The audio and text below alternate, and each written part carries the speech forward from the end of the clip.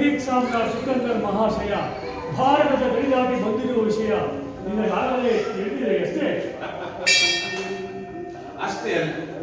ಅಷ್ಟೇ ಅಲ್ಲ ಆಚಾರ್ಯ, ಅವರಿಂದ ಈಗಾಗಲೇ ಒಂದು ಪತ್ರವೂ ಬಂದಿತ್ತು. ಓಹೋ, ಅದಾವ ಒಕ್ಕಡೆಯನ್ನು ಹೊತ್ತು ಬಂದಿದೆ ಆ ಶತ್ರು ಸಿಕಂದರನ ಪತ್ರ. ಅದೇ ಅಖಂಡ ಭರತಖಂಡದ ಮೇಲೆ ದಿಗ್ವಿಜಯ ದಂಡಯಾತ್ರೆಗಾಗಿ ಬಂದಿದ್ದೇನೆ. ನಿಮ್ಮ ಸಂಸ್ಥಾನದಲ್ಲಿ ನಮ್ಮ ಗ್ರೀಕರ ಲಾಂಛನವನ್ನು ಹಾರಾಡಿಸಬೇಕಾಗುತ್ತದೆ. ಇದಕ್ಕೆ ಒಪ್ಪಿನದಲ್ಲಿ ಸ್ನೇಹ ಸಂಧಾನ ಕೆಡಿಯುಂಟು, ಇಲ್ಲವಾದಲ್ಲಿ ಸಮರ ಮುಖದಲ್ಲಿ ಸೈನಿಕರೊಡಗೂಡಿ ನಮ್ಮೊಡನೆ ಹೋರಾಡಿ ತಮ್ಮ ಸ್ವಾತಂತ್ರ್ಯವನ್ನ ಸಂರಕ್ಷಿಸಿಕೊಳ್ಳಬಹುದು ಎಂದು ಬರೆದಿತ್ತು. ಸ್ನೇಹ ಸಂಧಾನ ಇಲ್ಲವೇ ಭೀಷಣ ರಣದರ್ಶನ. ಭಲೆ ಭಾರತೀಯರೆಲ್ಲರೂ ಬಳೆ ತೊಟ್ಟ ಹೆಂಗಳೆಯರೆಂದೆನಿಸಿದರೆ ಬೆನ್ನೆಲುಬಿಲ್ಲದ ಆ ಕುಂದಿಗಳು ಅಬ್ಬ ಅದೆಷ್ಟು ಕೆಚ್ಚದೆ ರಾಜ್ಯ ದಾಹದ ಹುಚ್ಚಿನ ಸಿಕಂದರನಿಗೆ ಮೆಚ್ಚಬೇಕಾದ್ದೆ.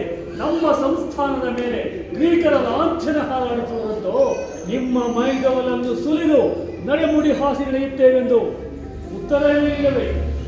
ಇರಲಿ, ಇವುಗಳಲ್ಲಿ ಯಾವುದನ್ನು ಅಂಗೀಕರಿಸಿದಂತೆ ಸಮರವನ್ನೋ ಅಥವಾ ಸಂಧಿಯ ರೂಪದ ದಾಸ್ಯವನ್ನು? ಏನು ಆ ಅದ್ವಿತೀಯ ಶೂರ ಭೀಮ ಪರಾಕ್ರಮಿ ಜಗಮಲ್ಲ ಸಿಕಂದರನನ್ನು ಎದುರಿಸಿ ನಿಲ್ಲುವ ಸೊಲ್ಲಾರಿಗಿದೆ ಆದೆಯ? ಅದ್ವಿತೀಯ ಶೂರ ಭೀಮ ಪರಾಕ್ರಮಿ ಜಗಮಲ್ಲ ಸಿಕಂದರ್ ಹಾಗೆಂದು ಹೊಗಳುವವರು ಆ ಸಿಕಂದರನ ಕಡೆಯ ಹೊನ್ನಿನಾಸೆಯ ಹೊಗಳುಬಟ್ಟರು. ಆದರೂ ಆ ರಣಪುರುಷರೊಂದಿಗೆ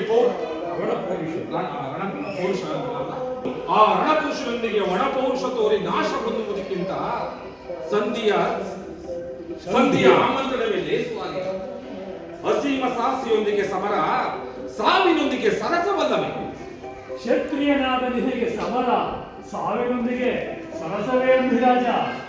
ಸಮರವೆಂದೊಡನೆ ಹರಿಯುವ ರಕ್ತದ ಕಣಕಣವು ಪುಟಿದೆದ್ದು ನಿಲ್ಲಬೇಕು.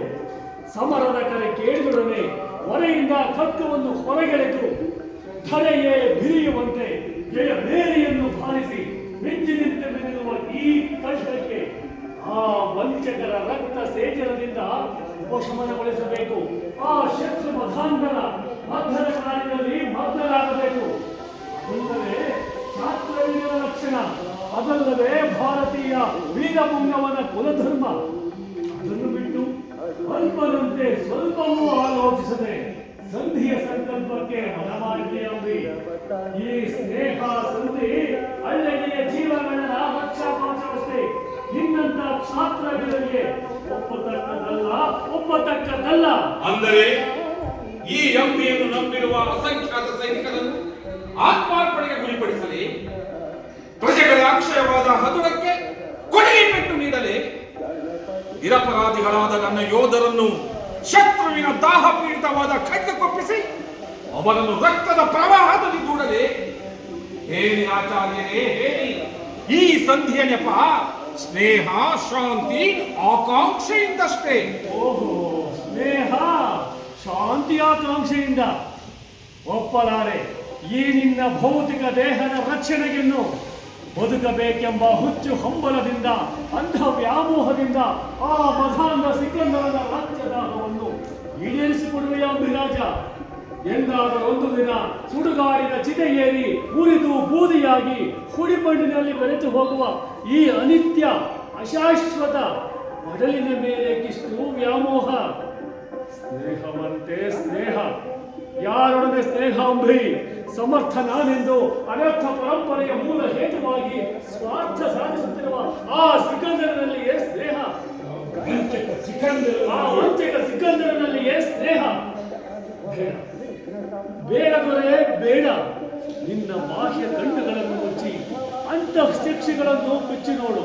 ನಿನ್ನ ಅಂತರಂಗದ ಒಳಗಂಗದಿಂದ ಈ ಭಾರತಾಂಬೆಯ ಭಗ್ನಾಂಗಗಳನ್ನು ನೋಡು. ಸರ್ವನಾಶದ ಮೂಲ ಹೇತುವಾದ ದಾಸ್ಯ ಧೂಮಕೇತುವನ್ನು ಉದ್ದಲಾಸಿ ಕೆಡೆ ಮಾಡಿಕೊಟ್ಟು ದೇಶವನ್ನು ದೌರ್ಜನ್ಯದ ದವಡೆಯಲ್ಲಿ ದೂಡದಿರೋ ಮಿರಾಜ, ದೂಡದಿರು. ಆಚಾರ್ಯರೇ, ನನ್ನ ಮಾತಿನ ಅರ್ಥವನ್ನು ಅರ್ಥೈಸಿ